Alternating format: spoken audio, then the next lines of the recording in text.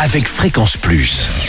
Surprenez votre famille et vos amis grâce au grand chef de Bourgogne-Franche-Comté. Cette semaine, je suis au Rousse dans le Jura, toujours en compagnie de la chef Emma Garnier-Chevassus dans les cuisines du restaurant Mjo. Bonjour chef. Bonjour Charlie. Alors nouvel épisode, on va peut-être rajouter une chose que l'on n'a pas dit dans le premier épisode, c'est que vous proposez une cuisine, vous, à partager ici dans le restaurant. Exactement, donc on s'inspire des tapas originaires d'Espagne.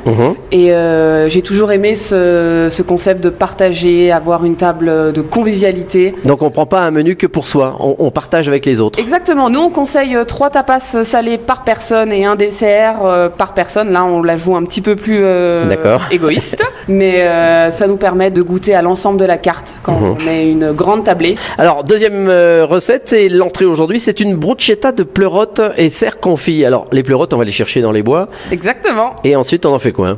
Alors on va commencer déjà par l'œuf confit. Donc on va séparer les jaunes et les blancs. On va placer les jaunes d'œufs sur un lit de sel-sucre. Donc on va faire du temps pour temps. D'accord. Donc cela permet de confire les jaunes. On les laisse dans le frigo entre 12 à 24 heures selon votre goût par rapport à la salinité du produit. Ensuite, on vient les rincer à l'eau claire très délicatement, les placer sur une plaque de four, les faire sécher à 60 degrés. Et ensuite, on va s'attaquer à la bruschetta. On va chez notre meilleur boulanger, acheter du pain de campagne, on le taille, on le frotte à l'ail, beurre noisette. On cuit nos pleurotes avec du beurre, du thym, ce que vous avez sous la main. Moi, j'adore la sauge, donc On va pas remettre de l'ail, hein, si un petit peu quand même. Un petit peu. D'accord. On remet de l'ail.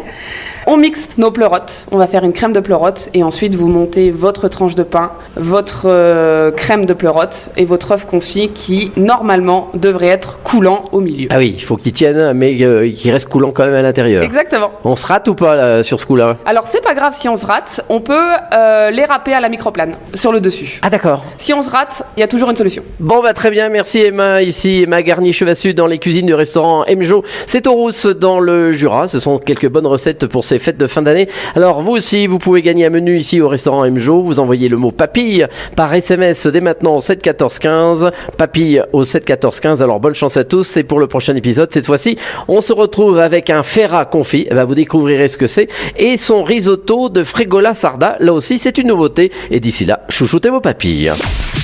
Chaque semaine, découvrez les meilleures recettes des grands chefs de Bourgogne-Franche-Comté. Du lundi au vendredi, à 5h30, 11h30 et 19h30, chouchoutez vos papilles. Fréquence Plus.